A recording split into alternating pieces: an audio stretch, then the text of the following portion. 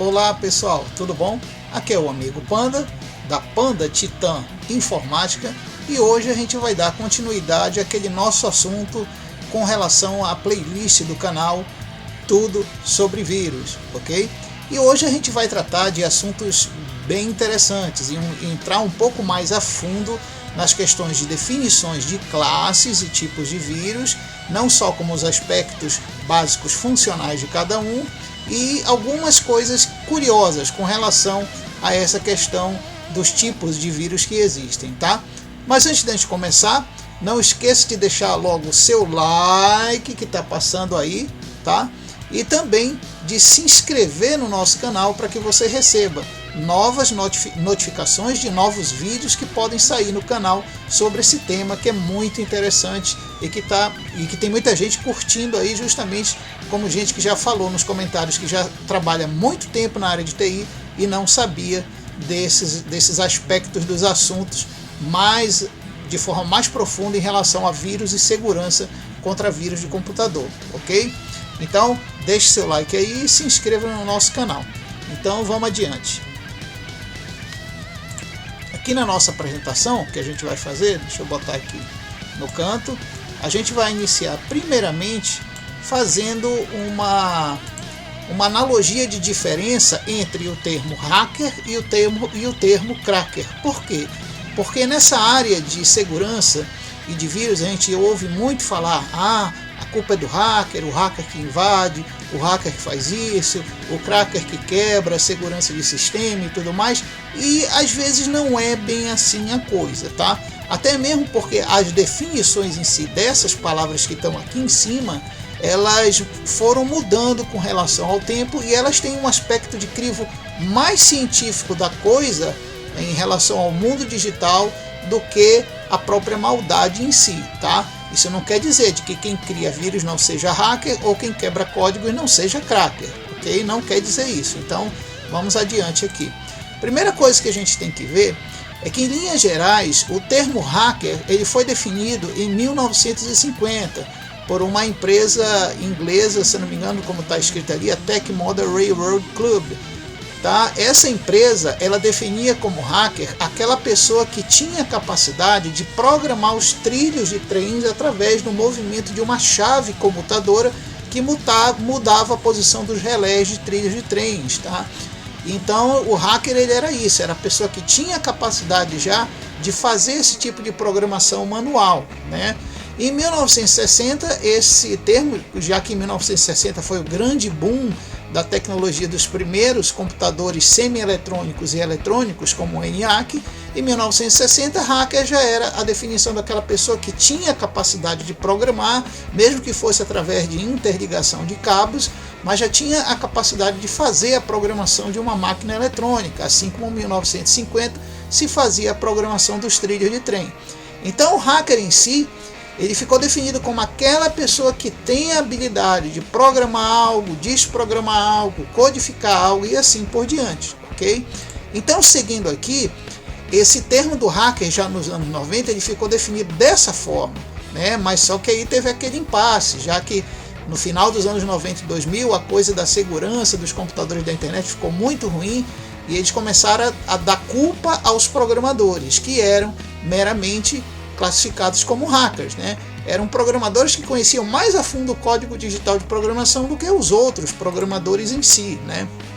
E como diz o parágrafo aqui do lado, com o passar do tempo essas pessoas passaram a ter ou não o seu valor devido à capacidade de usar linguagem de programação complexas para criarem vírus e programas mal intencionados para computadores e dispositivos. Vejam bem como eu estou falando aqui, ó, ter ou não, tá? Eu estou frisando ali. Então, o hacker ele pode ser a pessoa do bem, que conhece muito bem o código digital, conhece muito bem como se faz as coisas, mas ele não precisa criar nada realmente para o mal. Pode ser até que ele crie acidentalmente, mas não de forma voluntária. Mas também existiu, a partir do final dos anos 90, aqueles grandes conhecedores de programação digital que faziam já os vírus propriamente dito. Então esses já faziam as coisas por má intenção ou por pura brincadeira mesmo, que acabou levando a prejuízo, né? Bom, outra coisa importante, que na essência, como diz aí, são apenas conhecedores de métodos programáticos. Então, como eu falei, são meros conhecedores a fundo dos métodos programativos e das linguagens de programação do computador em si. Tá? Bom, já um cracker, vamos para a definição do cracker, que começou a ser mais definida em 1985. O cracker ele já era a pessoa que, além de conhecer o código mais a fundo, ele era capaz de quebrar coisas de segurança, principalmente coisas relacionadas a chaves, a senhas, a decriptografia, porque já em 1985 já existiam sistemas criptográficos e os crackers eles tinham que conhecer como desfazer isso daí, até porque eles mesmos contribuíram para a evolução da criptografia. Então a diferença essencial é essa: o cracker ele vai quebrar código, ele vai quebrar as proteções através ou de um estudo forense digital da estrutura do que está lá, ou através de dicas, ou através de métodos específicos que somente o cracker conhece. Lembrando que antes de ser cracker, ele também tem que ser um hacker, para conhecer as linguagens de programação e os métodos digitais a fundo. Tá? Bom, como diz aí no parágrafo, na essência, o universo do vírus e malware, ambos podem ser criados, descobertos e analisados por hackers e crackers. Então, quer dizer, como eu falei, um vem do outro, um tem a essência de conhecimento do outro, ok? Só não podemos esquecer que outro tipo de profissionais digitais sabem o mesmo segredo programático sobre vírus e malware. Olha, é por isso que eu disse no início, não vamos condenar o hacker, tá? Por quê? Porque existem pessoas que não são hackers, mas só de olhar um código já aprende alguma coisa, que seja para o bem ou que seja para o mal. Então, quer dizer, necessariamente apenas um bom programador que não conheça os sistemas digitais mais a fundo, ele já aprende alguma coisa a nível de segredo de desenvolvimento de programas que possam ser benéficos ou maléficos ao sistema digital do computador.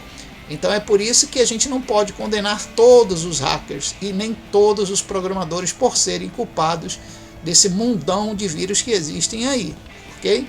Então, para continuar aqui, vamos continuar aqui. Continuando, a gente já vai passar agora para algumas características funcionais da definição de vírus, tá? Porque a gente vai ver o que classifica um software mal intencionado ou um software que seja um vírus, né?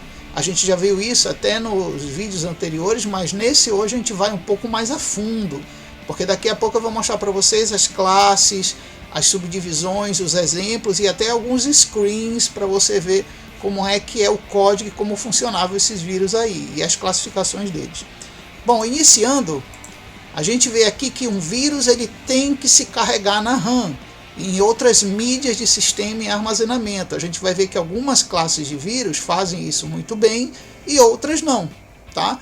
Então é imprescindível que o vírus vá para a RAM, porque a gente sabe que a memória RAM ela é a memória de processamento do sistema, né? Parte do sistema é carregado para lá, parte dos programas é carregado para lá e junto com isso o vírus pode ir para lá também para ser processado. E para ele fazer a atividade dele, ele tem que ser processado. E uma vez processado, ele vai se gravar em outros lugares do computador. Então, assim como um vírus biológico, o vírus tem que ter a capacidade de funcionar e funcionando de se gravar em mais de um local do sistema, como ele se grava em mais de um local de células no corpo biológico, tá? Bom, outra característica que é uma sigla que muitos aí não conhecem porque ela se perdeu com o tempo, que é a sigla TSR, né? TSR significa Terminate and Stay Resident, tá? Isso quer dizer que todo programa que é carregado para RAM, é processado e você fecha o programa, ele até pode sumir da tela ou parte dele dá o unload, quer dizer, descarregar da RAM, mas ele continua lá sendo processado de alguma forma, nem que seja parcial, tá? Pascal e a linguagem C foram as primeiras linguagens a darem essa ferramenta aos programadores, aonde eles poderiam criar um programa por programa, criar um ponteiro de execução na memória RAM, e quando esse programa era encerrado, o ponteiro ainda apontava para os mesmos blocos de endereços do resto da informação que ainda estava na RAM. Então a RAM poderia até ser usada nesse segundo ponteiro para reprocessar o programa que supostamente deveria ter sido encerrado. Então, isso é uma técnica interessante que os vírus utilizam e muito para poder continuar trabalhando na RAM, mesmo quando algum usuário ou algum expert na área digital tenta encerrar o vírus na marra, tá? Bom, outra característica que o vírus tem que ter, ele tem que manipular arquivos ou executáveis, ou executáveis, né? Faltou um ou i aí. Por quê? Porque o vírus ele pode ter várias formas digitais específicas. Ele pode ser, a gente vai ver que ele pode ser um script, pode ser um executável, um binário. Eu já vi até imagens que contêm o código dentro. A gente não vai entrar muito nesse mérito porque a parte principal do corpo do vírus a gente vai fazer em outros vídeos, tá?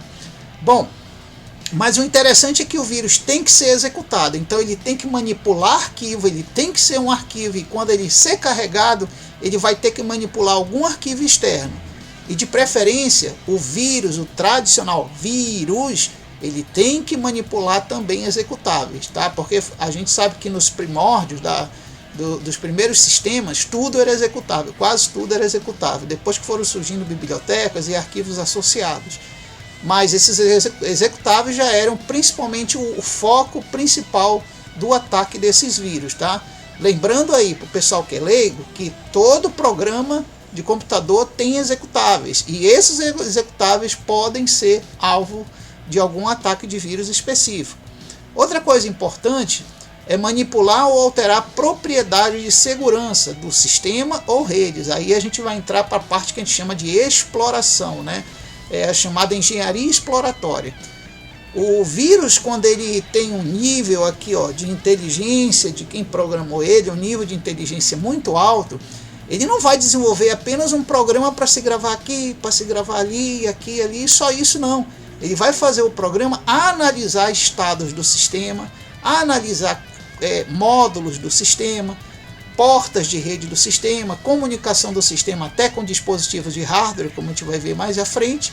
E se eles fazem isso com maestria, ele já vai muito além de um vírus, de um simples vírus. Ele já vai até como se fosse um subsistema ou uma subaplicação complexa já rodando dentro do teu computador, né? Então tem essa diferença. Ele tem que ter um código malicioso, né?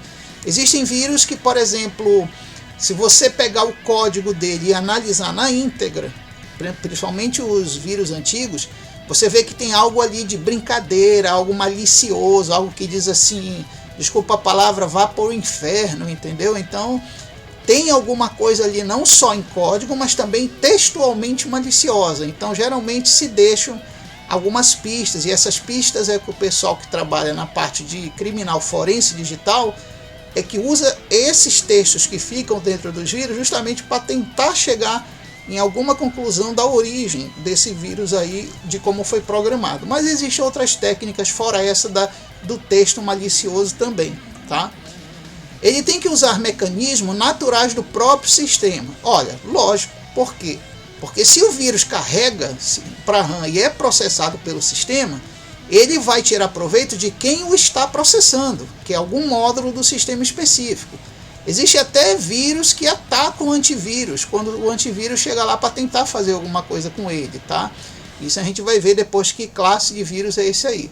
Então o vírus tem que usar algo do sistema a favor dele que esteja utilizando ele ou contra-atacando ele, porque senão ele se torna um vírus ineficiente, aquele vírus que ataca, aí o sistema vai, isola ele ou bota a mão nele e ele ali não pode fazer mais nada porque ele não pode interagir com a parte externa.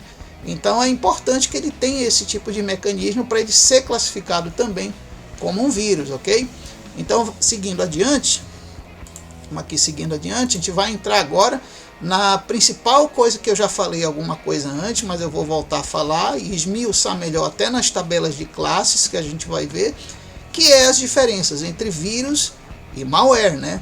Hoje a gente vê muito documentário, muitas páginas, muitos blogs, informação geral na internet dizendo que hoje tudo é malware, né? Mas não é bem assim, tá? A gente vai ver que as classes de vírus, elas se misturam, elas se entrelaçam. Assim como você pode ter um vírus nessa classe, você pode ter esse mesmo vírus que foi modificado com apenas alguma diferença funcional ou de braço dele, que se enquadra numa outra classe, tanto de vírus como de malware. Tá? Então não é bem assim como a gente vê na internet. Então é por isso que esse vídeo de hoje ele é mais dedicado a essa questão, a questão de definir o que é vírus e quais são os vírus que podem ser classificados como malware, ok? Então vamos lá. Bom, primeiro vem a definição de vírus, que eu já falei para vocês, não só nos vídeos anteriores, mas como nessa daqui, que eu vou esmiuçar um pouquinho melhor, tá? Além de ter a capacidade de alterar com facilidade, pode manipular a memória RAM para os mais variados fins e utilizar recursos do sistema sem o usuário perceber a normalidade ou se mostrar efetivamente destrutivo logo de início. Então o vírus é assim, a característica principal do vírus, que determina que já é um vírus e não um software de aplicação comum, é que se ele for carregado para RAM, ele já manipula coisas que ou fazem o sistema ocultá-lo e o usuário não perceber a mudança, ou ele já faz algo destrutivo logo de início, como congelando o computador, resetando, ou não deixa de ligar, ou alguma coisa assim. Então esse é a característica principal do vírus. Por quê? Porque ele não quer saber do usuário. Ele não quer saber se o usuário é rico, se é pobre, se é negro, é branco, se é LGBT, ou é hétero, ou é homo. Não quer saber nada disso. Ele quer saber, o vírus é de atacar o computador. Então essa é uma característica específica do vírus em si. Ele não quer manipular a informação digital do usuário. Ele quer manipular informação funcional do computador em si. Como eu digo no final aqui, lembrando que o mesmo é um código pós-compilado e programa executável. Então olha só, uma coisa importante é que o vírus clássico ele já vai entrar nessa questão que eu vou marcar aqui para vocês, tá? Lembrando que o mesmo é um código pós-compilado e executável, tá? Deixa eu marcar melhor aqui para vocês, tá bom? Lembrando que o mesmo é um código compilado de programa executável. Quem é programador sabe o que eu estou falando. Que o vírus clássico ele já vai ser um executável, ele já vai ser um binário que vai ter a capacidade de se instalar e rodar como se fosse um programa qualquer do computador, tá? Bom, agora vamos falar do malware, né? Qual é a característica principal que vai diferenciar aquele vírus lá de cima desse aqui do lado, que é o malware? Bom, primeiro que o malware pode ter as mesmas características funcionais de um vírus, porém, veja como diz aqui, ó, porém a finalidade é de roubar as informações. Então quer dizer, o malware ele vai atrapalhar o computador, ele pode também não atrapalhar e ficar oculto lá, ele pode tirar vantagem de algum aplicativo que está lá no teu computador, mas o verdadeiro resultado final do trabalho dele é roubar informações do teu computador. Espera aí, vamos voltar para cá. Tá aqui. Então ele tem que roubar informações tuas, né? Vai roubar arquivos teus, vai roubar digitação tua, ele pode fazer recadastro forçados de informações tuas, então é isso que ele vai querer. Ele pode até mesmo roubar informações do teu hardware. Ele pode pegar o modelo da tua placa-mãe, ele pode roubar o modelo, a licença que tu tem do teu Windows e assim por diante. É essa característica. Então, a gente fica acordado assim, o malware, ele é um vírus que vai ter várias características diferentes funcionais que eu vou explicar depois, mas ele tem por objetivo final roubar a tua informação. Já o vírus clássico não, ele só tem a finalidade ou de destruir ou de atrapalhar o funcionamento do computador. Okay?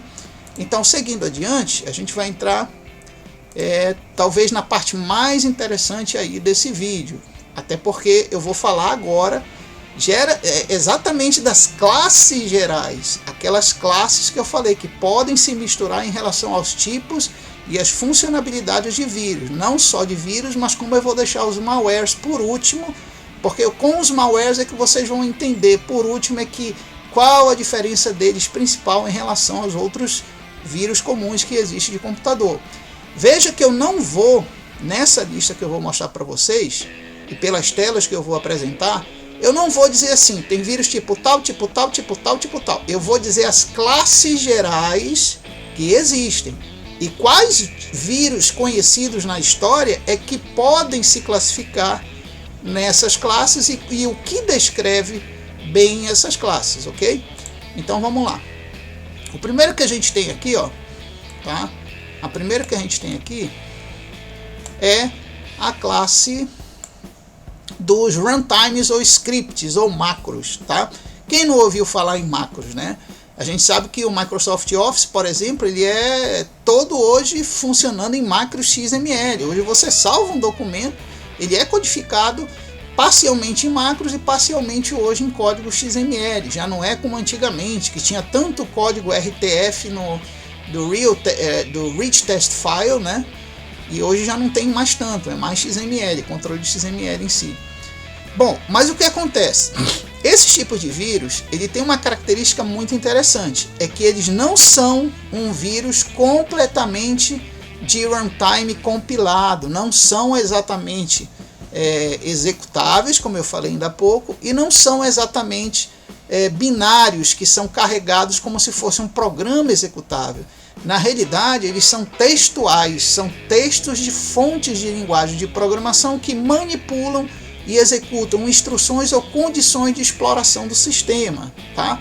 Eu vou dar um exemplo aqui que eu vou mostrar numa tela com várias imagens que eu tenho aqui, que é o vírus Melissa, tá? Eu tenho até aqui o código do vírus Melissa, que eu vou ampliar para vocês verem aqui, tá? O mais interessante do vírus Melissa é que ele se propagava através de textos de mensagem, como vocês podem ver na próxima imagem, que eu vou passar aqui, ó. Esse é um exemplo do antigo Messenger, do antigo controlador de mensagens que tinha no Internet Explorer antigo, nos primeiros da Microsoft, e o vírus Melissa já atacava aqui também. Ele criava aqui, como você pode ver, que eu estou mostrando aqui com o mouse piscando, ó, ele criava um attachment de file, tá? E criava aqui um documento de macro, que se você abrisse qualquer um desses dois aqui, esses dois aqui, já infectava automaticamente o teu computador para fazer outras coisas e se propagar para outros arquivos ou outras mensagens. Ele era um vírus que, além de infectar o HD, ele infectava arquivos e ainda se propagava para outros coletores de mensagem na rede, programas de cliente de mensagem, servidores de mensagem, ou até mesmo em programas da própria máquina que manipulava arquivos de mensagem, tá? Então é importante você saber que um pequeno código, veja só, um pequeno código desse aqui não era um programa executável, era um programa textual. Então a gente vê que tudo isso aqui, ó, tudo isso aqui é um programa textual, não é um código binário, não é um código executável. O que mostra exatamente isso que eu estou dizendo aqui, ó. Tá? Que esses tipos de vírus aqui, eles são na realidade textos, são coisas textuais.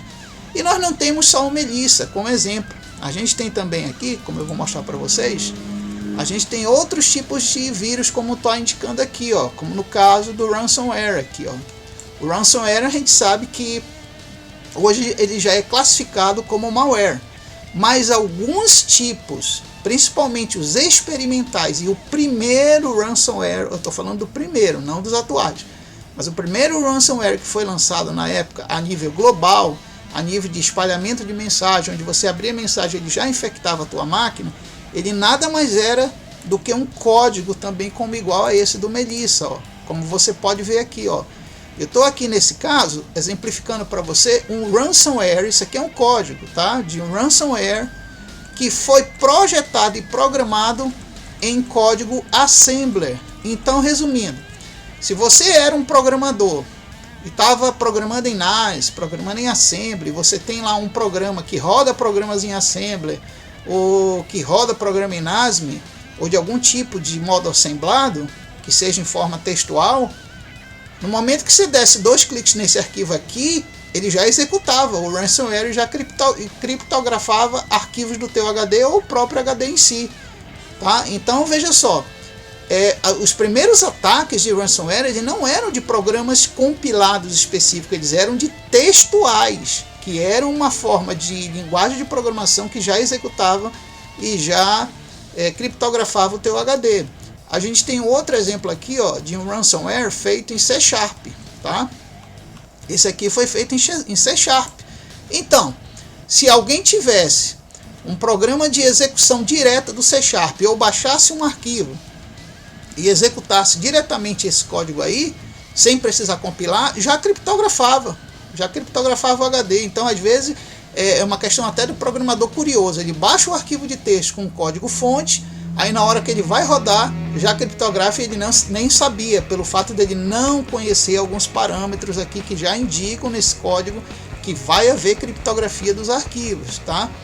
Bom, outro exemplo que tem aqui já é feito na linguagem natural do Windows de script, chamado CNC, tá? Que é o chamado comando numérico computacional.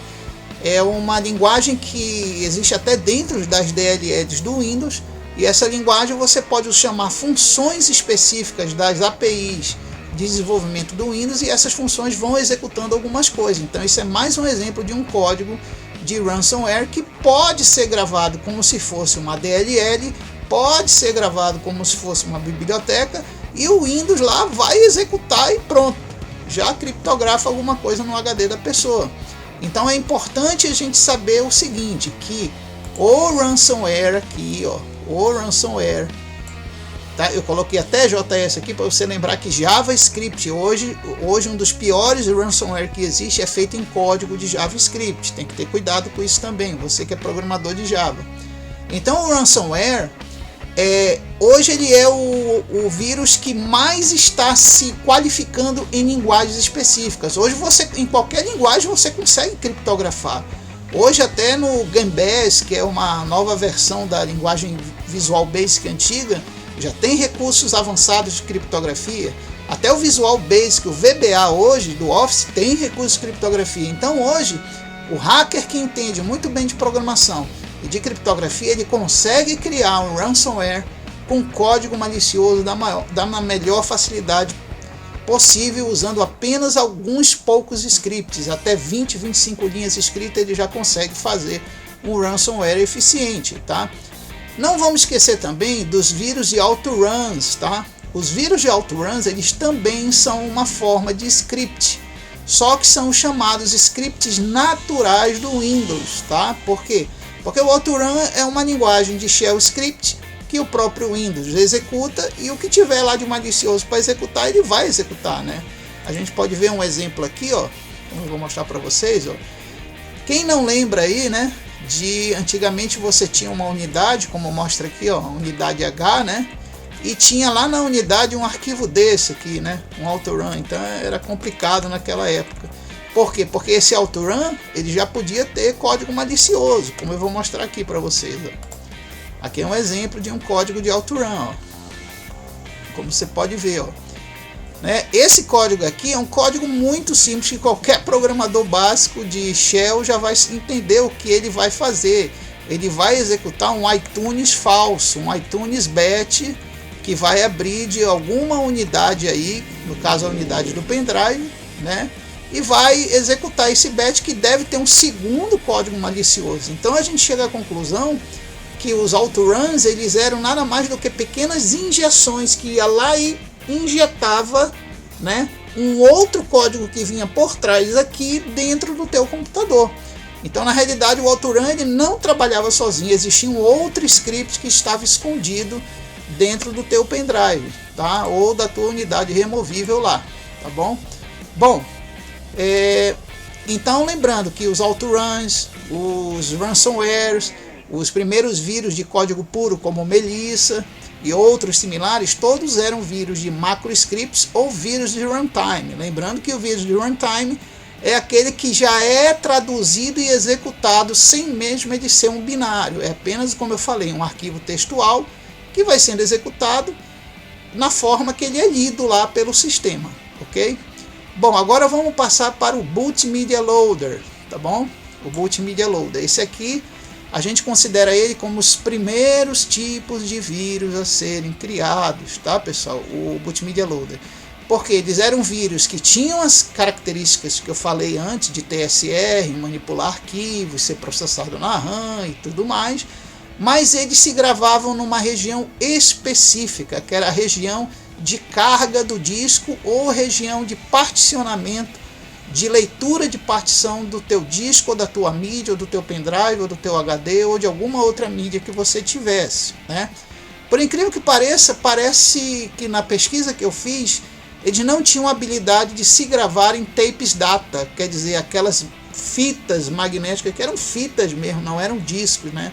Mas quando veio o advento do disquete, do HD mecânico, do disco rígido e tudo mais, aí esses vírus começaram a se propagar com mais facilidade, né? E a gente tem aqui o Elk Cloner, que eu estou mostrando para vocês aqui, que tem até uma tela dele aqui, que eu vou ver se eu mostro aqui para vocês, ó. Essa era a tela do Elk Cloner. Como eu já expliquei no vídeo histórico, que vocês já assistiram antes desse, o Elk Cloner, ele foi o primeiro vírus criado especificamente para boot na história. E a maior ironia de todas é que ele foi criado numa empresa que era de alta tecnologia na época e que prezava muito pela qualidade e segurança dos seus softwares, né? Que era a Apple. Então ele foi o primeiro vírus feito para os computadores da Apple e chegou até a atacar as mídias de disquetes que eram utilizados na primeira versão do Macintosh, tá? Para quem conhece aí a primeira versão do Macintosh. Então quando ele atacava, ele fazia da seguinte forma: o Macintosh, você tinha um disquete que você enfiava lá nele para você rodar o programa que estava gravado lá no disquete. Até o próprio sistema operacional dele era executado via disquete. E o que acontecia é que uma vez que o Elk Cloner contaminava o disquete e você fosse fazer o load no disquete, ele só mostrava essa tela e não carregava mais o programa que estava lá no disquete em si. Então é interessante, né, como é que pode a Apple ter sido a primeira realmente a ter esse tipo de vírus de boot, né? E não vamos esquecer também que teve outro, como eu vou marcar aqui para vocês, que foi o Brain, né? Um ano depois do Elk Cloner já ter... O Elk Cloner ele levou um ano se espalhando nas máquinas da Apple, né? Até ele ser detectado e a Apple corrigir, criar um software que limpava o disquete dele e tudo mais. Mas o Brain, um ano depois, ele foi o que mais se espalhou no mundo. E acreditem ou não, eu fui um dos atacados por esse vírus, tá? O vírus Brain. E ele fazia o que? Ele fazia exatamente o que o Elk Cloner fazia. Ele se gravava no setor do boot do disco, como eu vou mostrar aqui para vocês, ó. Aqui é eu estou mostrando para vocês aqui em forma de sequência digital de dados o código do Brain, que é mostrado bem aqui, onde o mouse está piscando. E esse é o código do Brain, tá? E se você olhar bem, no próprio código dele, que foi analisado pela primeira vez pela F-Secure, né? Eu prezo muito pela F-Secure porque logo que a empresa começou, ela era realmente dedicada à análise forense digital, coisas que outras empresas hoje não fazem mais, tá? Então, os irmãos Best e Amjad, aqui, ó, como está marcado, eles faziam propaganda da empresa deles, que era do Paquistão, aqui, ó, que era do Paquistão. Então, na realidade, eles não foram nem responsabilizados. Por quê? Porque o vírus deles, que mostrava essa propaganda aqui, né? A gente pode até dizer que o vírus dele, além de ser um dos primeiros vírus de boot, eles foram também a primeira propaganda, né? O primeiro advertisement, vamos dizer assim, que aparecia, ou um adware adicionado de software ao teu disco, que já aparecia quando você carregava o disco antes dele mostrar a leitura final do disco. Então, a única coisa era a chatice disso aparecer, né? Mas não prejudicava em muita coisa o funcionamento em si do teu disco ou das informações que tu tinha do disco. Ele na realidade nem infectava arquivos, ele só se gravava no setor de boot do disco, ok? Então, lembrando que o Stoned, né, 2 anos depois, o Stoned, ele já foi o primeiro vírus de setor de boot a realmente causar danos sérios, tá, pessoal? Isso em 1987. A gente tem até aqui uma imagem dele para vocês verem, que o Stoned aqui, ó, como você pode ver, ele já não deixava mais o teu computador dar boot em disquete nenhum. Ele já dava essa mensagem aqui, ó: seu PC está stoned, né? Já está empedrejado, vamos dizer assim. Está cheio de pedra nas costas, está enterrado embaixo de pedra, é isso que quer dizer essa mensagem, e ele não consegue mais carregar nada. E o interessante é que Uma vez que ele se carregasse, qualquer outro disquete que você tentasse carregar sem desligar o computador, ele já se infectava nesse disquete e já destruía o acesso ao teu disquete. Então praticamente você não tinha mais acesso ao disquete no momento que ele carregasse. Então é por isso que a gente chama de vírus de boot ou vírus de bootloader, né? Porque é no momento que o disco é carregado, é no momento que você coloca o disco, ele começa a ser lido, o vírus no setor de boot já é carregado e já faz o ataque ou aquela coisa ruim. Então o Stoned foi um dos primeiros vírus a trazer grandes prejuízos aí para muita gente. Graças a Deus eu não tive problema com ele, mas eu tive com o Brain, tá? Então vamos lá, continuando. Aí nós vamos passar agora. Ainda existem, deixa eu só dar um alerta, tá? Ainda existe programador de conhecimento hacker que ainda está até hoje programando vírus para boot, tá? Tome cuidado, você que tem um SSD e acha que o seu SSD é invencível, apesar de muito veloz, ele é invencível, inquebrável.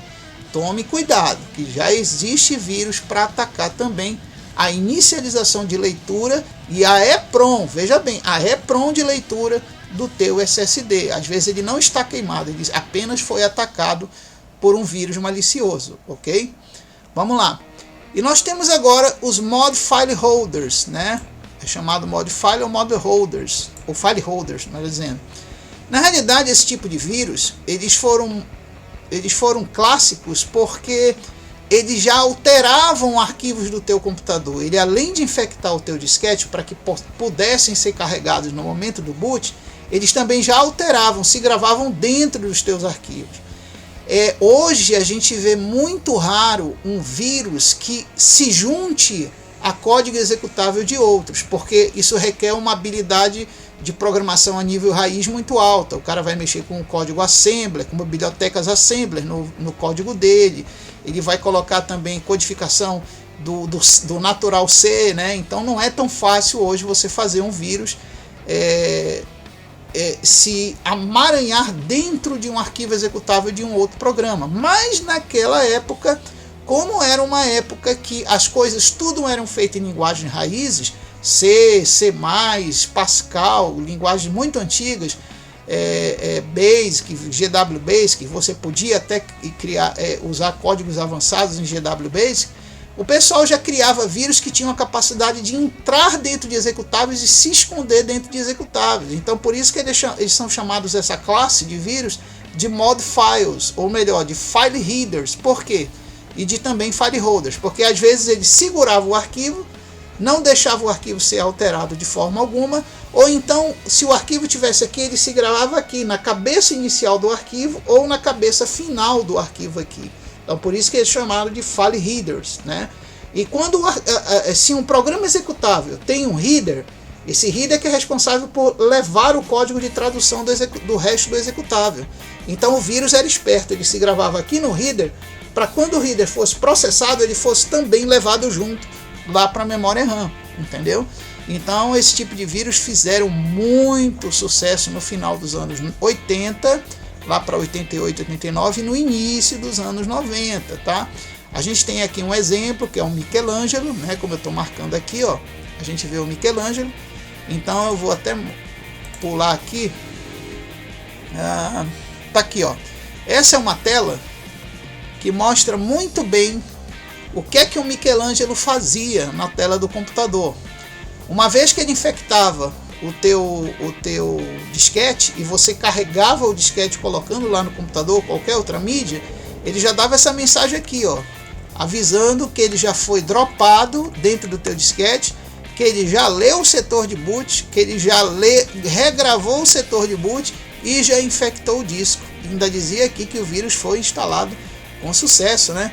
Então é interessante que o próprio vírus mostra o procedimento de instalação dele, tá? Mas veja bem, o Michelangelo ele tinha uma data específica para funcionar, tá bom? Então se você tivesse ele no disco em outras datas que não fossem a data específica dele, ele não atacava. Mas se você usasse seu computador naquele dia ou usasse algum disquete já previamente infectado com ele, ele mostrava essa mensagem aqui do lado, tá? Outra coisa interessante é que esse foi o primeiro vírus a ter grande revolta com os produtores de antivírus, né? As empresas que desenvolveram antivírus. Então tem essa mensagem aqui que eu não posso falar, né? Porque é um palavrão, mas está aqui ele dizendo para McAfee, sei lá, alguma coisa aí, né? E assim por diante. Então o Michelangelo ele trouxe uma grande bonificação para o nosso país. Na época existia um grande programador aqui, um grande analista de sistema, eu só não lembro se ele era do Rio de Janeiro ou São Paulo ou de outro estado, é o Paulo César Brain. Tá? O Paulo César Brain ele foi o primeiro a representar no Brasil empresas de fora, de tecnologia forense digital, para a capacidade de analisar esse tipo de problema digitalmente nos computadores, que não era todo mundo que fazia na época, até porque a única universidade que tinha no Brasil para isso era o curso de a única faculdade que tinha era o curso de processamento de dados e não envolvia essas questões de analítica digital profunda, como era o caso dos vírus de programação profunda. Então, o Paulo César Brain, ele foi o primeiro a ter essa representação e esse suporte de empresas e ele mesmo criar vacinas e imunizadores para esses vírus que fizeram tanto sucesso no final dos anos 80 e no início dos anos 90. Então, se hoje a gente tem uma política de administração de antivírus nas empresas, nas organizações e tudo, a gente deve tudo isso ao Paulo César Brain. Tá? Vocês podem pesquisar aí sobre a vida dele. Tá? Não sei se ele ainda está vivo, se estiver, talvez ele esteja com praticamente 90 anos de idade, porque naquela época ele já tinha praticamente 40 anos. Então, se estiver vivo, fica aí o meu grande abraço e agradeço a você, porque você foi um grande pioneiro aí na área do nosso país. E se você tiver, infelizmente, partido para um plano melhor, um plano divino, eu espero que aí nesse plano esteja todas as recompensas que você tem por ter iniciado essa iniciativa no nosso país de defendermos das pragas digitais que começaram no mundo do ciberespaço em 1980. Então fica aí meu forte abraço, minha mentalização de tudo de bom para o nosso amigo Paulo César Brain. Vamos pesquisar sobre a vida dele aí, pessoal. Bom, continuando, nós temos também o vírus Jerusalém, tá? Que era uma derivação do vírus Michelangelo. A diferença é que o vírus Jerusalém ele não atacava o setor de boot, né? Ele atacava apenas os arquivos. E engraçado que na época já tinha programadores aqui no Brasil que já fizeram derivações do vírus Jerusalém e criaram vírus chamados como Leandro e Leonardo, Sandy Júnior, que era um sucesso na época, sucesso da cultura musical da época. Então eles nada que tinham que fazer e criavam as modificações dos vírus com esses nomes aí, né? Mas o que, como eu falei, isso é que foi bacana, que com a contribuição de Paulo César Brain, muitos vacinas e imunizadores aqui no Brasil começaram a ser criados para esses vírus. Então a gente deve muito a eles sobre isso daí, tá? Deixa eu passar aqui a câmera aqui para cima. Bom, outros vírus, é aí que eu vou falar agora que as coisas não são bem a classificação como a gente pensa, né? Existem malwares que foram criados, que hoje se chamam malwares, que na realidade têm as mesmas características funcionais de vírus. Então é aquele software desenvolvido que ele faz tanta coisa de vírus como de malware. Foi o caso do OpaServe e do Netsky, que eu estou marcando aqui. Tá? O Netsky ele foi um vírus de grande ironia, e o OpaServe também foi um vírus de grande ironia, porque eles tentaram fazer de uma forma muito inteligente e programativa um vírus autossuficiente, quase que um vírus de inteligência praticamente artificial. E isso aí, de uma forma muito irônica, relembra o Skynet do filme Exterminador do Futuro, né? Quem não conhece é Skynet. Então, esses vírus eles tinham a capacidade de se proliferar no sistema de uma forma totalmente inteligente, desde o comunicador de mensagem, até a parte do kernel do sistema, até a parte de replicação do copy do sistema, de todas as áreas do sistema. Então ele se espalhava de um jeito que ele criava milhares de arquivos no teu computador, se misturando com os arquivos processuais de programas e até com arquivos lá da outra ponta da rede, da ponta de cá e da ponta de lá da rede. Então eles eram vírus que geralmente você tinha que formatar a máquina. A Symantec, ela foi a primeira empresa a dar solução para esses 2 vírus aí, mas as outras já chegaram com a solução muito tarde. Tipo assim, o vírus esse mês atacou, mas as outras só tiveram a vacina completa, de completa remoção para ele, só 2 meses depois, enquanto que a Symantec, na primeira semana, ela já tinha alguma coisa para te ajudar a remover essas 2 grandes pragas que foram esses 2 monstrinhos aí chamados Netsky e OpaServe, ok? Bom, agora a gente vai falar de uma outra categoria que é muito importante a gente dar atenção para essa categoria aí. É a categoria dos riskware, tá? Ou dos downloadware. Eu digo que é muito risco você, por exemplo, sair baixando qualquer programa na internet, né? A gente tem sistemas operacionais que hoje, antigamente a gente dizia, era seguro, porque tinha uma origem só dos software, tudo vinha de um lugar só, né? Como no caso do Linux, como no caso do Android. Mas a gente já viu que tanto no Linux como no Android existe a questão da segurança da certificação do software que você vai utilizar ou baixar no seu computador. Por exemplo, no Windows tu já tem um problema de que aquele software é muito famoso, é gratuito e por ser gratuito muita gente usa, e a pessoa que desenvolve o software já vai colocar coisa ruim lá. Por quê? Porque esse software já é um risco de segurança por estar se espalhando tão rapidamente por causa da gratuidade dele, tá? É como o caso dos jogos de algumas empresas aí que eu não vou citar, que podem até ficar chateadas comigo, mas são empresas que além do jogo instalam coisas que vão fazer mal para o teu computador. Então até na questão de jogos você tem que ter cuidado para isso, né? Eu cito aqui algumas coisas históricas, como você pode ver, desde o Daemon Tools até o uso do Ares, tá? O Ares, ele ainda é utilizado até hoje, mas até a rede dele não se tornou mais segura, entendeu? Então, é por isso que você às vezes quer uma coisa mais fácil, quer uma coisa mais rápida e acaba se jogando dentro de um risco que nós chamamos de categoria riskware. É aquele software que vão te trazer um grande risco na utilização deles, tá? Agora, qual seria a melhor maneira então de você não ter esse grande risco de riskware na utilização desse software? Em primeiro lugar, o correto seria você tê-los em mídias pagas, patrocinadas e desenvolvidas por uma questão mais capitalista da coisa. Bom, se ele está desenvolvendo para ti e tu está pagando, tu tem que ver qual é os direitos da EULA que tu tem sobre o software, para que se depois você ter algum problema, a empresa seja responsabilizada pelo problema, né? Então o que acontece? Hoje existem muitos softwares que você usa como firewall, como editor de vídeo, como antivírus, com várias outras finalidades, ou até downloader, gerenciador de download, programas que melhoram tua rede e tudo mais, mas é importante você ver se esses softwares possuem alguma, ou a empresa que desenvolve o software possui alguma certificação de segurança. Por quê? Porque se a empresa tiver várias certificações de segurança, isso é garantia de que eles passaram o código e passaram o programa para outras empresas de segurança digital fazerem os testes e saber se aquele software realmente estão livres de algum malefício, ou de algum vírus, ou de alguma coisa mal programada. Eu cito até aqui algumas certificações, como você pode ver, a ISC2, a CSLP, certificações IoT e similares. Então, eu vou dar um exemplo.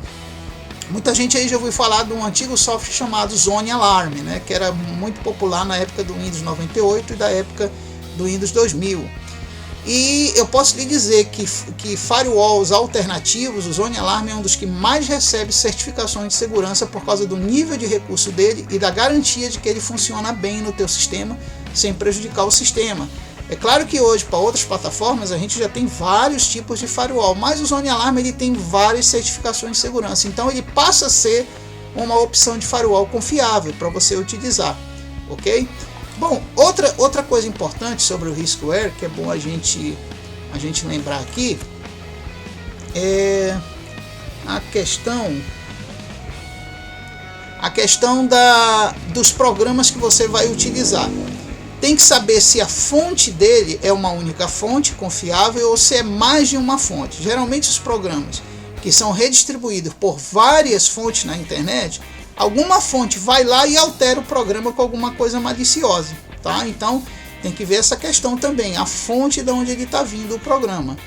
Bom, agora vamos falar dos adwares, tá? Primeiro deixa eu explicar uma coisinha bem aqui sobre os adwares, tá? Os adwares, eles na realidade eles querem dizer que é alguma coisa adicional que vai cair no teu computador. Ou você instalou um programa, ou você fez algo que aquele algo vai trazer algo a mais, tá? Algo a mais que você não queria. Às vezes esse algo a mais ele vem numa propaganda, às vezes ele vem numa instalação, às vezes ele vem num clique errado que você dá em algo na internet e às vezes você clica em algo e vai para um lugar, e quando vai para um lugar, aquele lugar só te oferece a passagem se você clicar em alguma coisa para instalar alguma coisa. Então isso já é uma espécie de adware, tá? Muitos programas faziam isso na sua instalação. Um exemplo de adware são esses aqui, ó, tá? Esses adwares são muito famosos e foram famosos na história porque quando você instalava algo no computador, às vezes sem te avisar eles já vinham junto, tá? Um exemplo clássico aqui que eu vou mostrar nas imagens, aqui ó, é esse aqui, por exemplo, ó. Esse aqui é uma tela de instalação de um programa X, aí um programa qualquer, mas ele já pergunta se durante a instalação você quer instalar esse tal de Web Discovery. Eu lá sei o que é esse Web Discovery, mas infelizmente existem pessoas leigas que vão e clicam aqui, ó, clicam em próximo sem marcar aqui instalação customizada ou não customizada ou da forma que ele quiser, entendeu?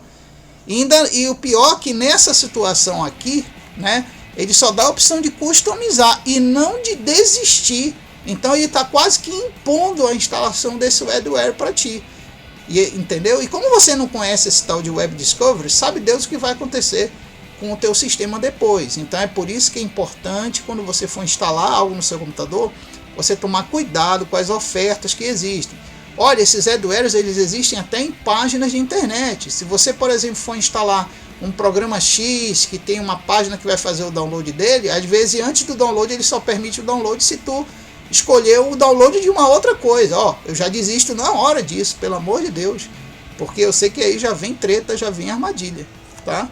Então tem que ter muito cuidado com isso, tá? Então você já sabe, vocês já entenderam, já deve ter entendido que o adware é exatamente isso, é alguma coisa a mais que vai ser instalada junto com aquilo que você está querendo, mas na realidade acaba nem vindo, acaba vindo outra coisa adicional, tá? Então lembra disso daí. Bom, então vamos passar aqui para o nosso próximo slide. Ainda continuando a parte das classes, que isso é muito interessante, tá? Vamos falar de outra classe. Agora nós vamos falar de uma classe que essa classe ela vai ter características das outras classes. Então é aquilo que eu te falei, vai ter classes que se misturam, que o vírus está numa e está noutra também, tá? Por isso que esse negócio de definição de tipo é meio complicado nesse universo de vírus e malware. Então a gente vai falar dos worms, né? Dos worms. Lembrando que o primeiro worm, como eu falei logo no início, né, foi o Melissa, certo?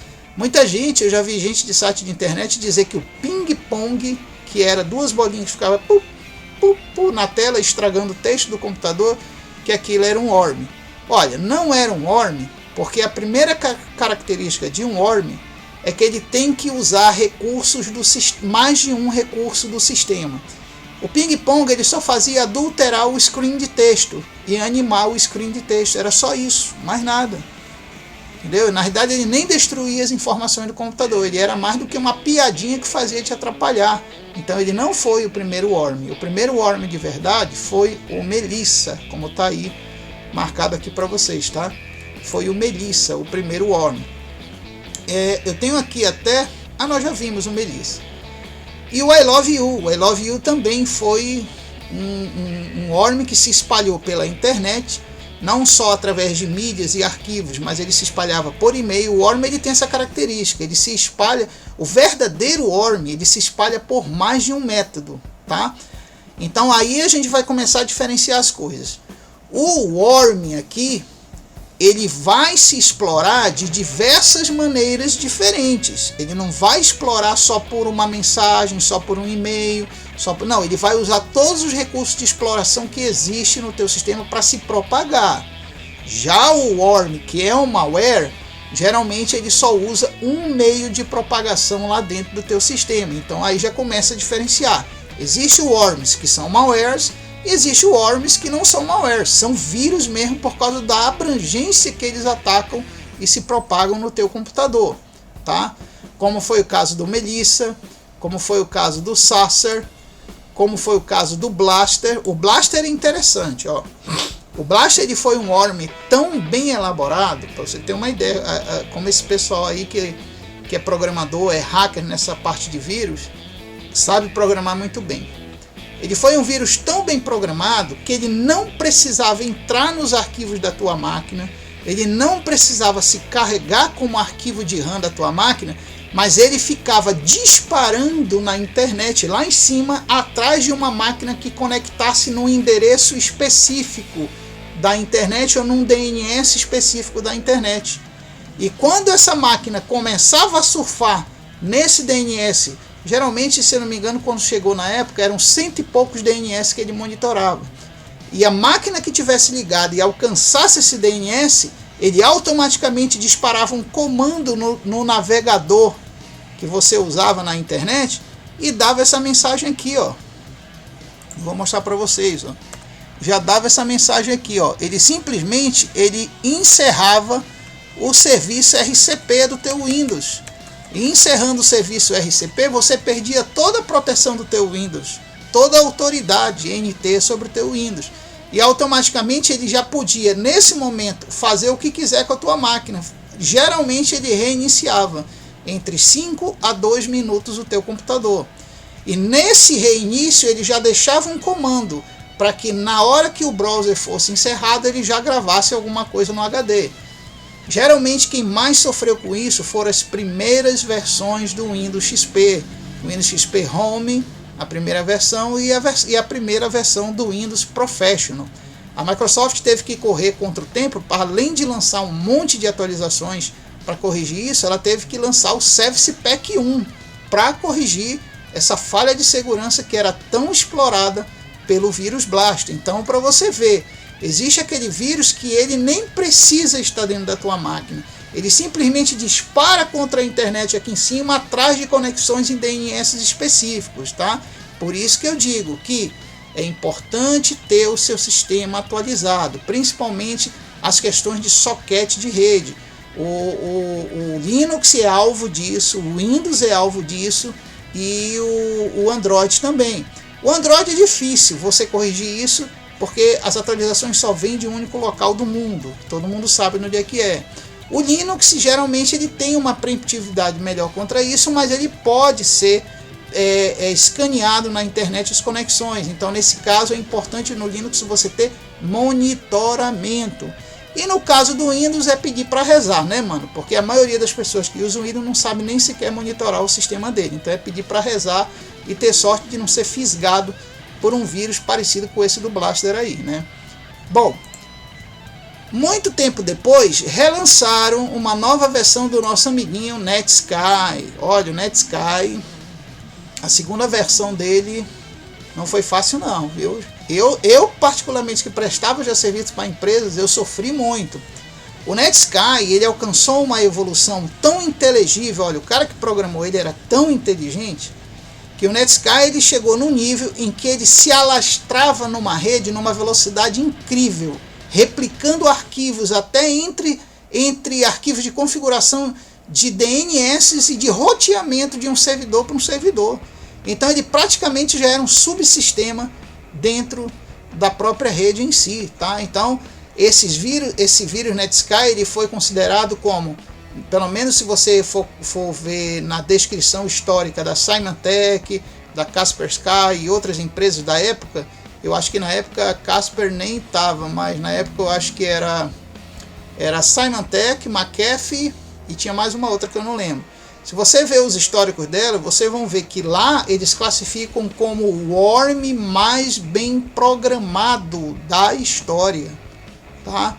Infelizmente eles não conseguiram descobrir quem foi a equipe que criou esse vírus e tal, mas é incrível a capacidade desse vírus de se replicar com tanta facilidade em redes e subsistemas e sistemas e programas em si, tá? Então tomem cuidado, porque de agora em diante aqui, ó, de agora em diante na nossa lista aqui, tudo ou quase tudo pode ser worm, tá? Por isso que muitos antivírus hoje, quando classificam o vírus, eles colocam lá no início da ponta aqui escrito worm, ponto alguma coisa, tá? Por quê? Porque pode se espalhar com uma virucidade muito alta, isso daí, tá? Por isso que eu volto a falar, não é fácil fazer a classificação por tipo, é mais fácil você classificar por comportamento geral, que é isso que eu estou fazendo aqui, tá? Muito bem. Aí nós vamos ter também os Trojans, tá? Deixa eu ver se aqui nas imagens nós temos algum worm. Esse aqui, como eu falei, era o Blaster, né? Como eu falei, era o Blaster. Nós temos aqui... esse aqui é um outro que eu vou falar já já, tá? Então vamos lá.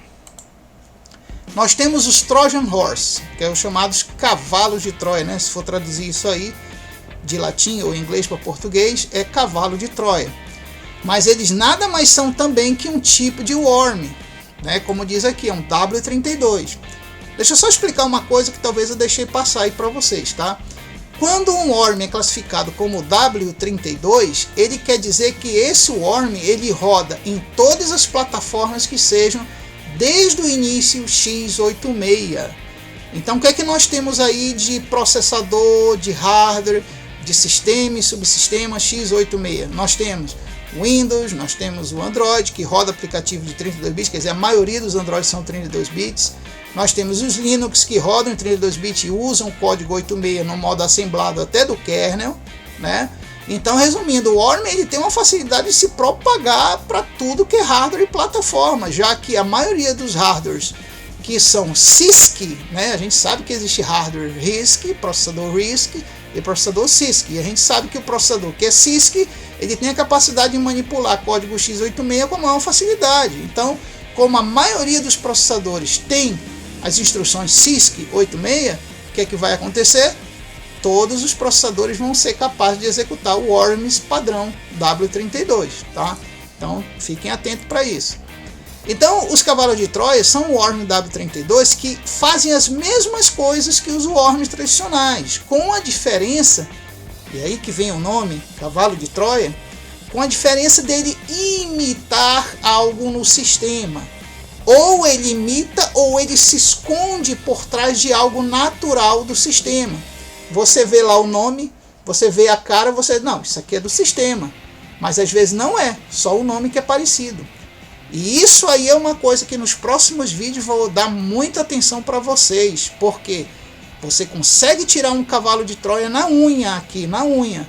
Mas desde que você conheça realmente, verdadeiramente, a fundo os processos naturais, arquivos e serviços do teu sistema.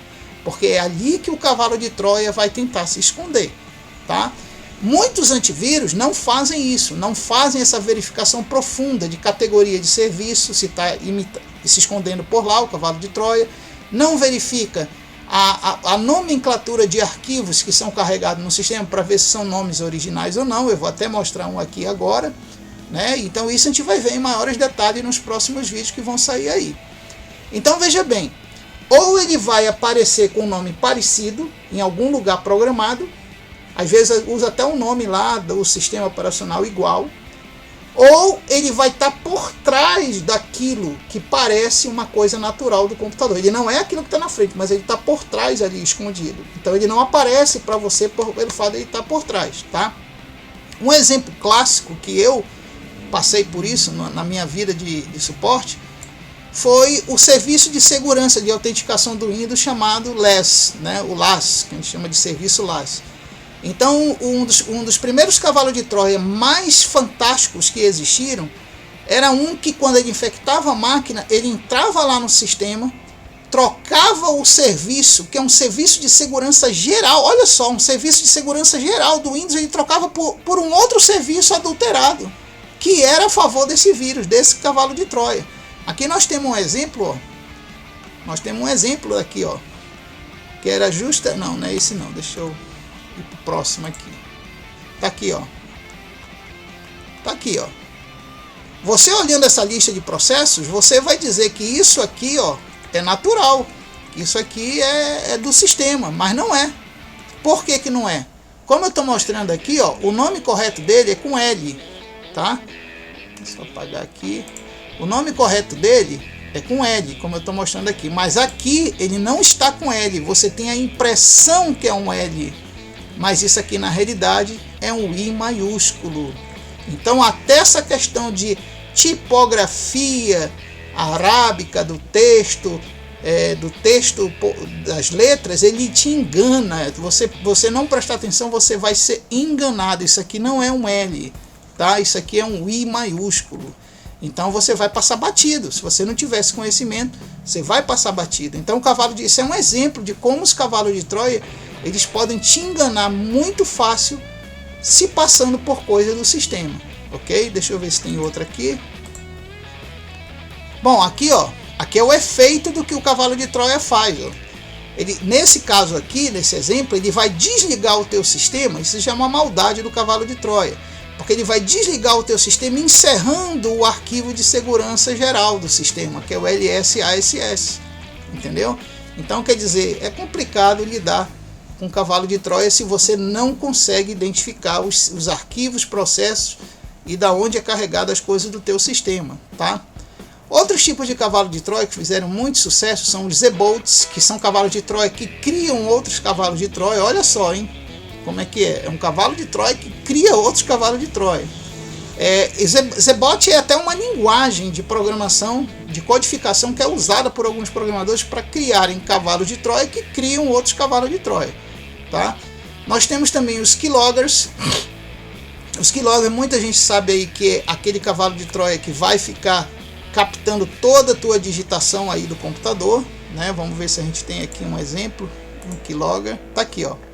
Esse Keylogger é interessante, esse que está aqui, porque esse Keylogger que eu estou demonstrando para vocês é uma espécie de Keylogger que ele não só loga e grava todas as teclas, mas ele também grava toda a tua conexão e funcionamento de hardware. Ele vai te dizer qual é a marca de cada dispositivo que tu tem, qual dispositivo tu acessou, em que hora tu acessou, o que é que tu fez com aquele dispositivo. Então hoje já existem os Keyloggers para hardware. Olha só como a coisa evoluiu, né?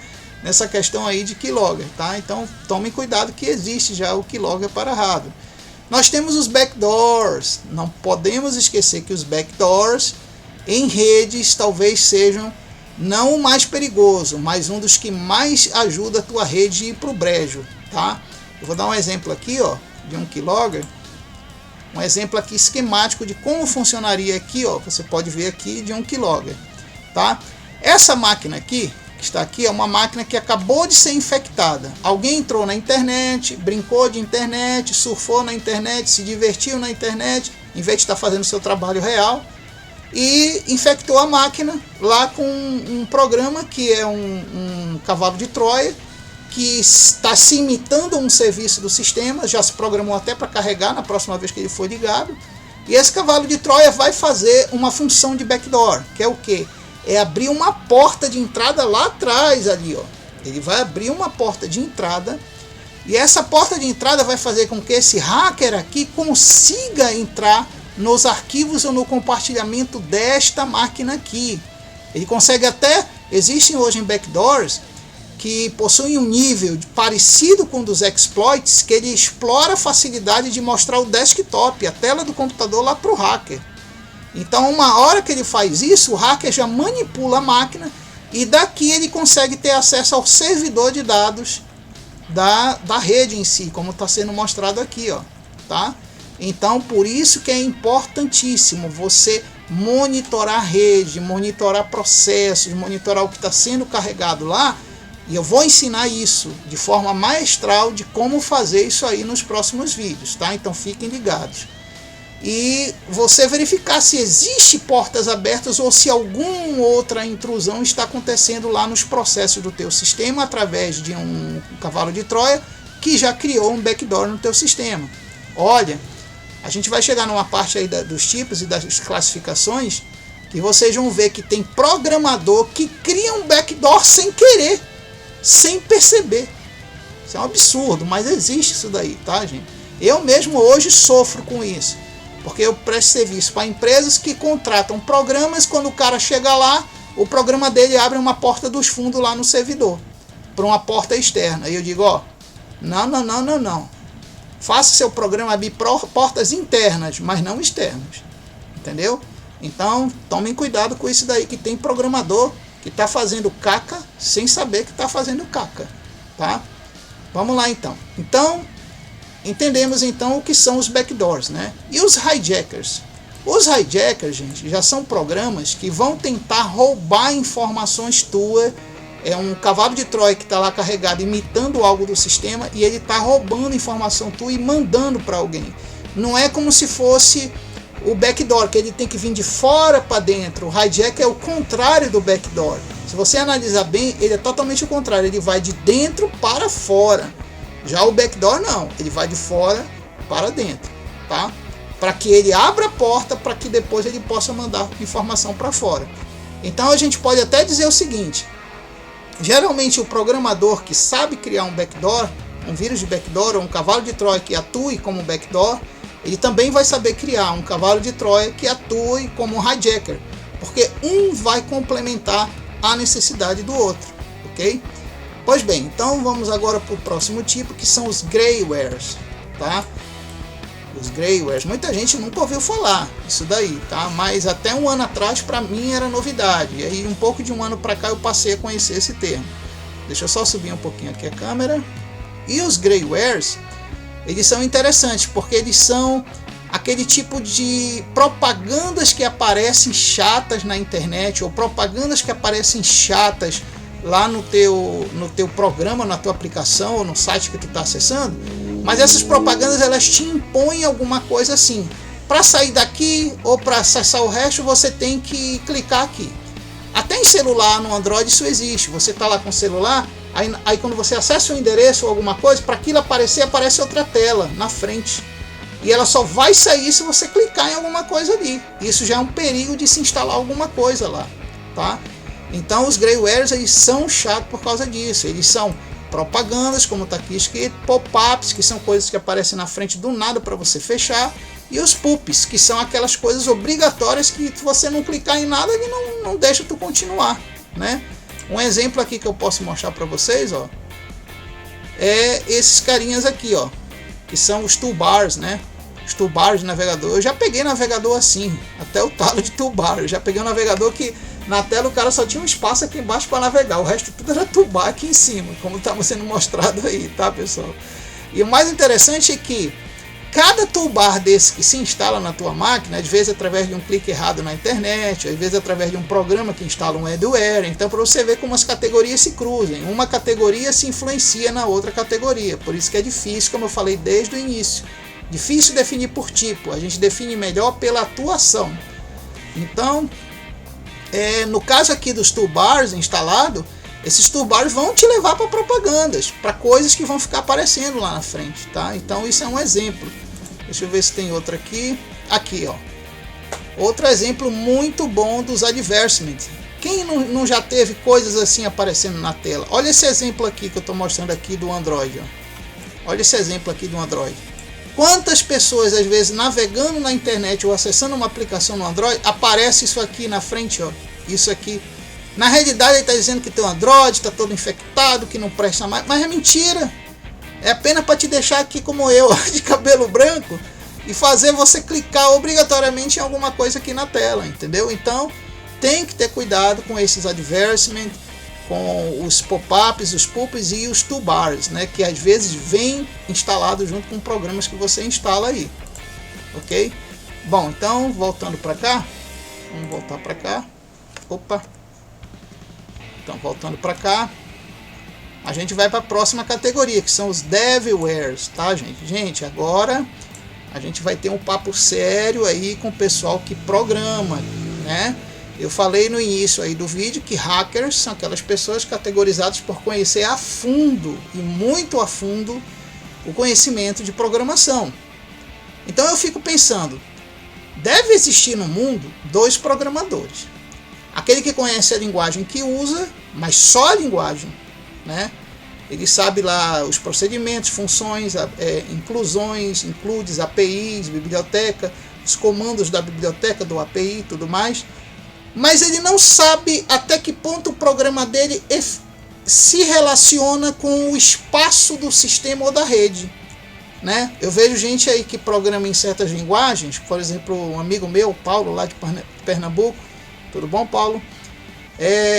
Ele programa em Apex. O Apex, pelo que eu já estudei, que eu também sou programador, já estudei, é uma linguagem muito transparente e mostra bem os objetivos das ligações de objetos, das ligações de classes de outras linguagens que faz. Então, você sabe o que está fazendo, você sabe o que o seu programa vai afetar. Agora, por exemplo, tem gente que pega Java, JavaScript, une com Node.js, une com não sei mais o que, e outra biblioteca, uma API, e às vezes não estuda. O que tem naquela API? O que tem naquela biblioteca? O que tem naquele include que eu fiz de um recurso a mais de uma outra linguagem que eu vou processar junto com o meu JavaScript? O cara não vai atrás, ele só quer o resultado, mas ele não sabe como aquilo vai se relacionar com o resto do sistema operacional. E aí o que acontece? O cara que não tem esse conhecimento e é programador, ele está criando um programa que vai causar ou instabilidade no sistema, ou não vai funcionar direito, ou então o próprio programa dele vai gerar um backdoor ou uma porta aberta para alguma coisa de um outro software que estava esperando essa condição, ou alguma coisa vai dar errada na rede, entendeu? Então, quer dizer, os devilware são aqueles programas mal codificados por inconsistência de conhecimento do programador, tá? Agora, muitos desses devilwares, que são esses caras que fazem esse tipo de programa, às vezes eles sabem o mal que estão fazendo, mas eles acham que o mal é necessário. Lá na empresa que eu trabalho, que eu presto serviço, já despachei muita empresa querendo instalar RPs e RDs de venda, de estoque e tudo mais, de controle modular de tudo da empresa, mas esses programas abriam brechas para fora, para dentro, faziam os programas funcionarem errado, nem computador de 8ª geração conseguia processar esses programas direito, então eu dizia, você é um devilware, você é uma pessoa que programa para si, mas não programa para outros cenários diferentes do que você tem na cabeça, entendeu?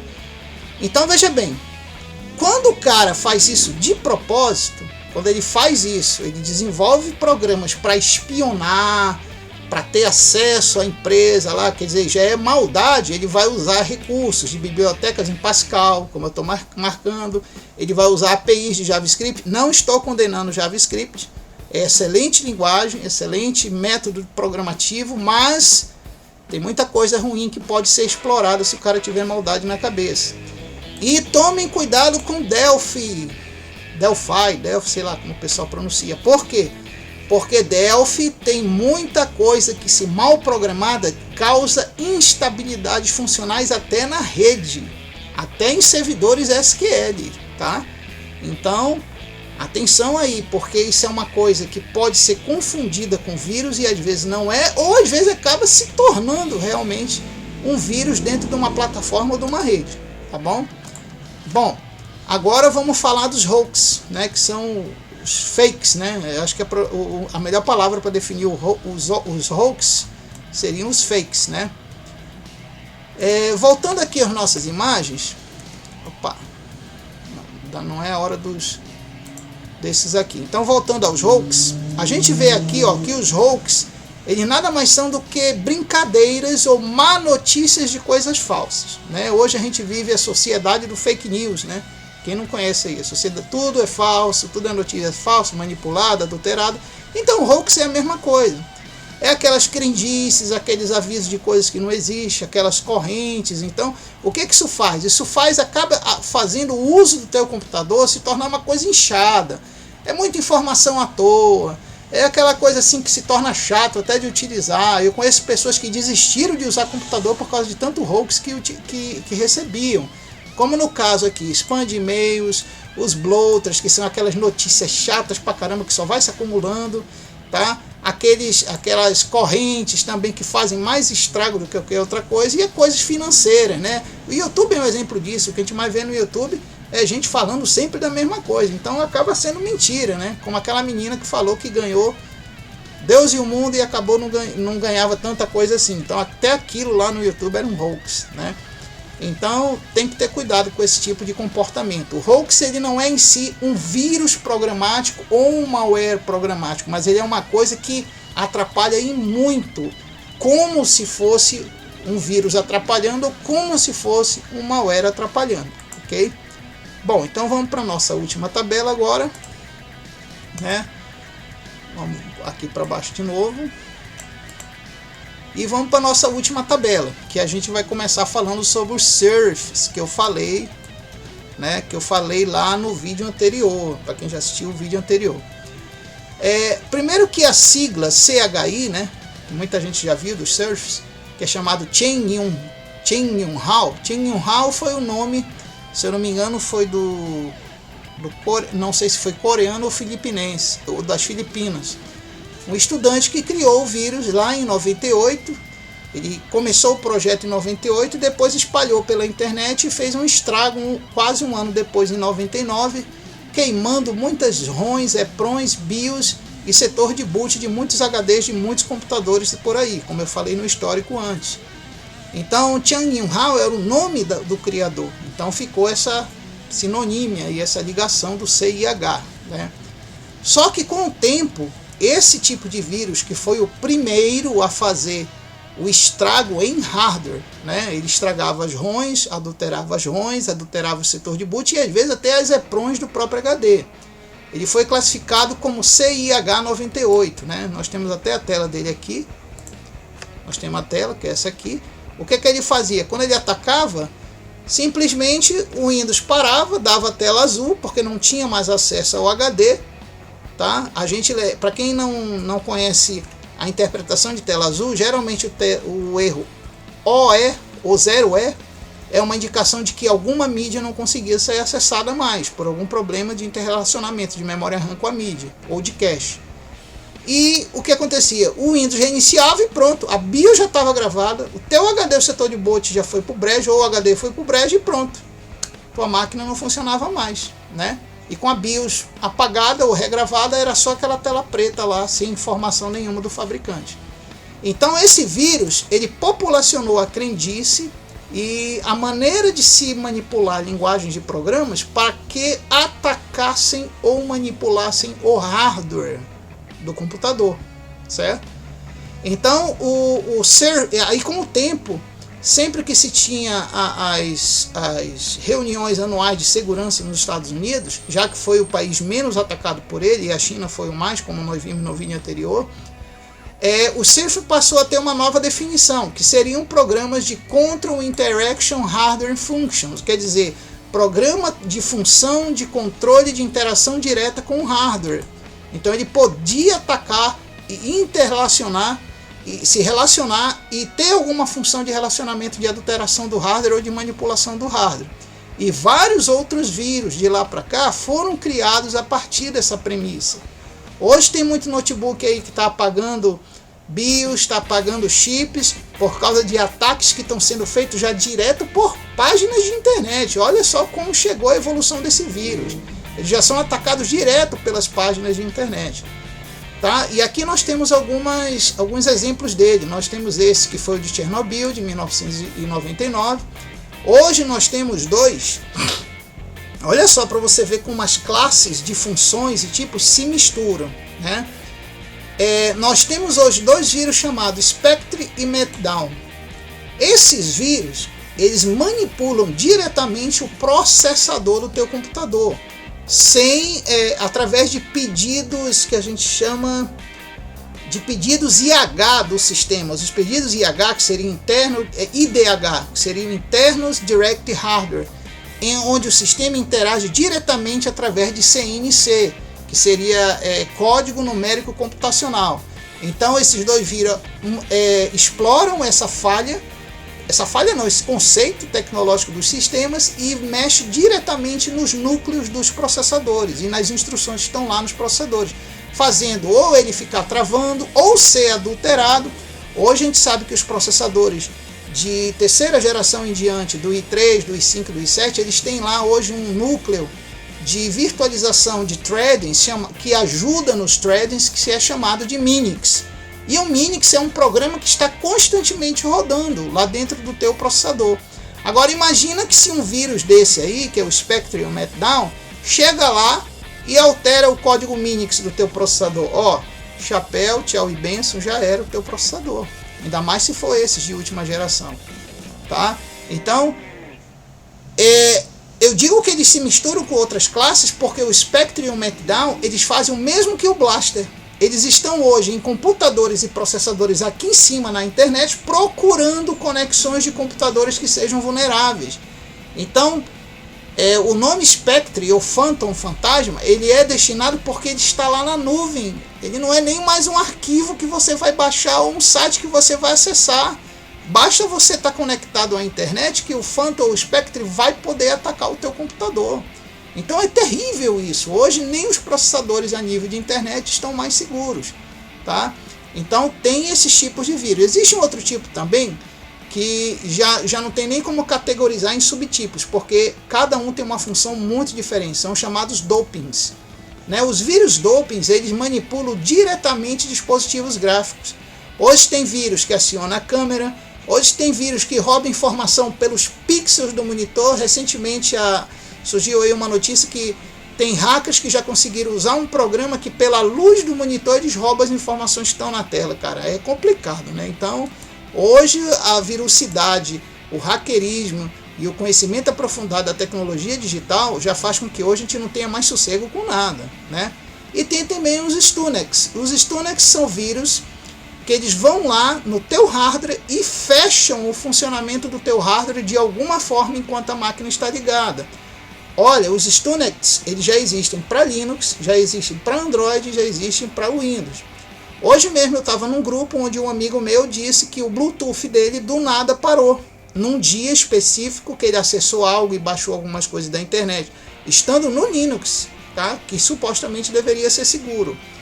Ele baixou e acessou algumas coisas da internet, onde o Bluetooth dele simplesmente parou durante o dia todo. Ele podia desligar, religar a máquina, descansar, esfriar, fazer o que fosse o Bluetooth, e de uma hora para outra, pum, o Bluetooth voltou a funcionar. E só foi naquele dia específico. Depois não deu mais o problema. Acho que é porque ele não manipulou mais o mesmo site ou as mesmas informações que ele tinha baixado da internet.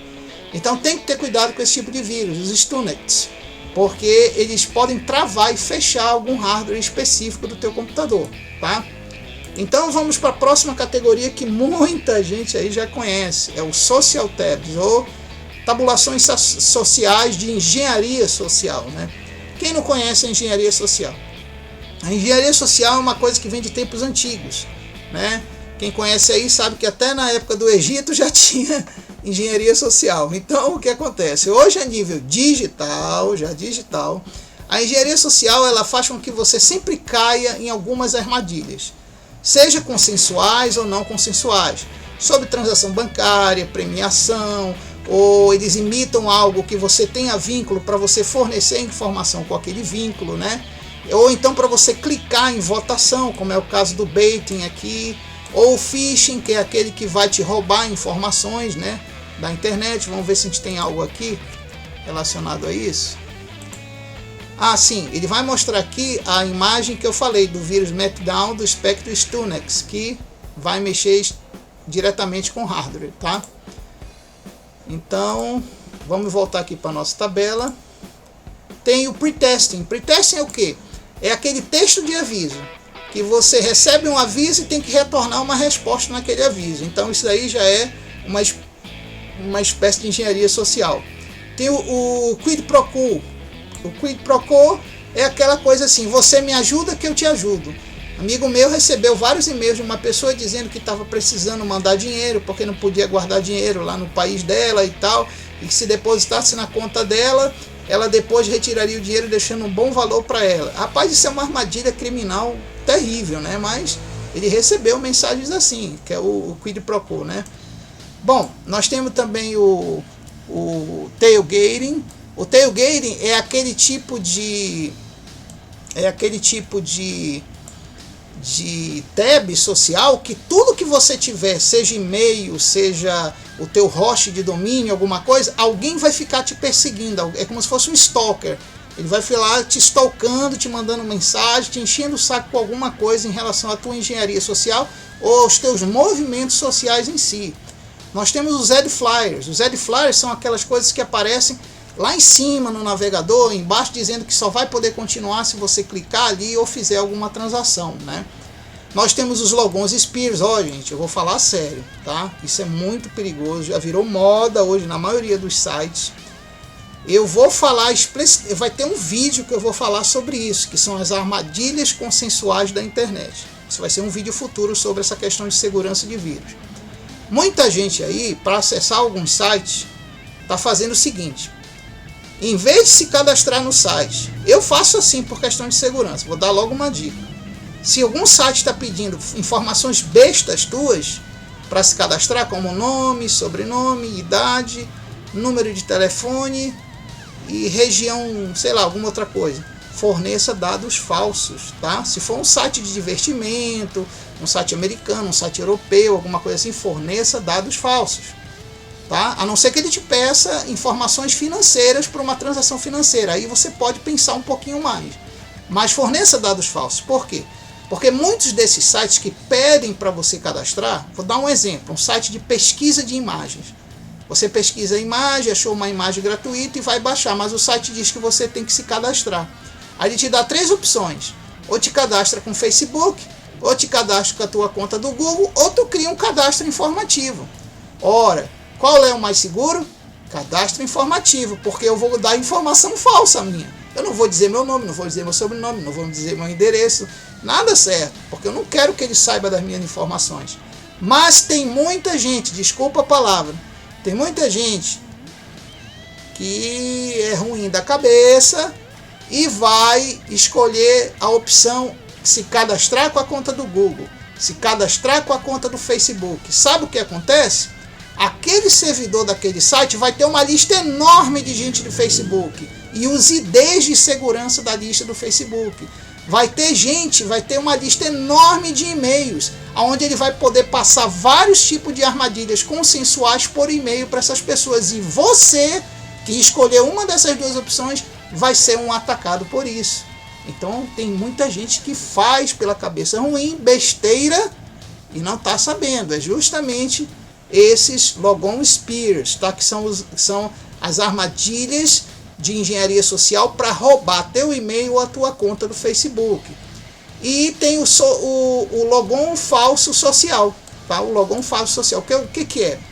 É aquela empresa que, por exemplo, como no exemplo anterior que eu falei, rouba o teu ID do Facebook, e usando o ID do teu Facebook, ele manda para ti um e-mail para tu fazer um logon no Facebook, e você, por um motivo de leseira, acaba dando esse logon para ele, entendeu? Então a engenharia social, ela vai tentar de toda forma obter informação tua de uma maneira que não seja tão consensual ou muito consensual e explorar você com essas tuas informações em relação às tuas contas sociais ou à tua vida social na internet, tá? Então tome muito cuidado com isso. Bom, agora vamos aqui para cima, que a gente vai chegar na última categoria, que é a categoria tabu, tá? É aí que vem agora a grande diferença que eu vou explicar para vocês entre malware e o vírus tradicional. Lembra lá no início que eu falei que o vírus, ele vai usar recursos do teu computador para prejudicar o teu computador e o teu uso com o computador. Qualquer coisa que além disso vá fazer uso de roubo das tuas informações, aí já é um vírus de malware. Deu para entender a diferença, pessoal? Então aí já é malware, porque ele está planejando a maldade com a sua pessoa, com os seus dados, não só com o seu computador, tá? E aí o que a gente tem? A gente tem os worms, rootkits, que são o quê? São aqueles que vão tomar conta do teu sistema. Por isso que é root, que ele vai lá na raiz do teu sistema, toma conta do teu sistema e faz com que o teu sistema fique a favor só dele para roubar informações tuas, até o que tu digita, o que tu acessa, as páginas, os endereços de página e tudo mais. Nós temos os sniffers, que são aqueles que ficam procurando acessos, é os chamados malwares sniffers. Às vezes esses sniffers, eles estão dentro de programas que você instalou na sua máquina, ou eles estão dentro de propagandas que aparecem dentro dos programas da tua máquina. Temos os backdoors, que eu já expliquei ainda há pouco. Nós temos os spywares. Olha, os spywares, eles já estão começando a cair em desuso. Por quê? Porque hoje até o antivírus, o Windows Defender, lá do Windows, já consegue identificar com muita facilidade um spyware. Então ele já está começando a cair em desuso. Agora, se você usar um riskware, que eu expliquei lá na frente do vídeo, tome cuidado, que tem muito riskware e programas que você instala que podem ser spywares, tá? Nós temos os exploits, que são um tipo de worm, ó. Ele é para você ver como as categorias se interlaçam em si, né? O exploit, ele é um tipo de worm que, além de danificar, ele não danifica o computador, né? Ele é um worm que ele não vai danificar o teu computador, mas ele vai explorar falhas de segurança do seu computador e da rede para obter informações pessoais. Então, por isso que ele já cai na categoria de malware, por causa das informações pessoais. Nós temos os port scanners, que são vírus que eles vão escanear o teu computador para passar informações por portas específicas. Então, como ele está passando informações suas, ele também vai ser categorizado como spyware. Nós temos os bots, que são automações de malwares, tá? Agora, nós temos aqui uma categoria interessantíssima, que é a categoria dos Quantum. Veja só, já pensou se você elaborasse um vírus ou um programa mal intencionado que ele pudesse, através do ciberespaço, identificar todas as informações que circulam no ciberespaço, ou melhor, na internet em si, com uma precisão e velocidade tão alta que ele saberia sobre a tua vida tudo que você já fez na internet desde anos atrás, quando você começou a usar a internet, assim no instalar de dedos?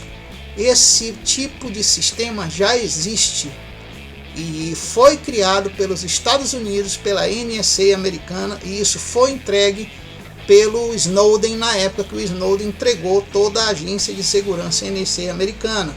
Ele na época falou que ele já tinha uma tecnologia chamada de Quantum, que fazia com que algumas conexões com a internet que não eram mostrado tráfego, daí o porquê eu já venho falando há muitos anos, cuidado com aquele ícone que não mostra tráfego de rede, que através de tráfegos específicos da rede, algum vírus dentro dos provedores de internet, dentro das operadoras de conexões gerais de satélite, ou de regiões de fibra de local para outro no mundo, conseguisse captar em segundos toda a informação global de internet e, através de um algoritmo criptográfico de alta velocidade, ele encontraria informação específica que quer de qualquer pessoa, ou de qualquer computador, ou de qualquer dispositivo, ou de como acessar o computador e o dispositivo. E essa tecnologia se chama de Quantum, pela NSA americana. Vocês podem pesquisar que vocês vão achar na internet. E nós temos também os Keys. Os Keys, ele é um tipo de malware que na realidade ele te distrai para obter informação tua. É aquela janelinha que fica abrindo uma atrás da outra, às vezes quando acontece alguma coisa errada. Eu vou dar um exemplo de um site que não tinha malware Keys e agora tem malware Keys. É o Open Subtitles. O Open Subtitles, você acessava a página lá do servidor do Open Subtitles e lá você apenas interagia com a página e às vezes ele te levava para outra página. Era o máximo de inconveniência que tinha. Agora não. Agora aparecem coisas aqui no canto do Open Subtitles que, se você não fechar e não te levar para informações específicas, ele não deixa tu navegar. Então, quer dizer, isso é o chamado malware Keys, que ele vai te afetar exatamente na tua navegação de internet, para dali, quando você clicar, ele roubar alguma informação daquele site que você está acessando. Então, se está tentando roubar a informação tua, então já pode ser categorizado como uma página Keys de malware, tá? Eu mesmo já fui vítima disso. Eu tinha uma página de internet onde tinha informação e muito da minha empresa, e uma vez o provedor lá foi atacado por vírus de Keys. E a minha página começava a mostrar coisas na frente. Eu liguei para lá e disse, olha, eu não posso fazer nada porque tá com um problema aqui, não sei o que, isso é normal. E eu acabei desistindo, desfiz lá a conta e ficou por isso mesmo. Então, tem que ter cuidado, que esses vírus de Keys hoje estão se propagando muito em provedores de hosts de internet, tá? O HostGator, que é um host famoso, já teve problemas com ele. O Terra foi muito atacado por vírus de Keys. Então, por isso que hoje o provedor terra e o hospedeiro de páginas terra não é lá mais tão bem visto como era antigamente, porque quem sai prejudicado são as pessoas que publicam as páginas lá, tá? Em vez de ver a página normal, vê um monte de besteira na página. Então, pessoal, fica aí o abraço do Panda para vocês. Eu espero que esse tutorial, que apesar de ter sido longo, tenha sido muito produtivo e tenha mostrado para vocês que as classes e tipos de vírus são interrelacionais. Não existe, isso é classe tipo, isso é classe tipo. Às vezes uma classe tem a ver com o desenvolvimento de vírus ou de malware de outra classe, tá? E aprendemos aí a como subdividir os tipos, né? Nos próximos vídeos a gente já vai começar a falar sobre como funcionam mais detalhadamente esses vírus, tá? Como é que é o processo de funcionamento deles, porque daí sim você vai ter base de saber o que fazer para procurar esses vírus a nível de funcionamento específico, tá? Fica aí então um abraço do Panda, paz e amor para todo mundo e a gente se vê nos próximos vídeos do nosso canal. Até mais, pessoal!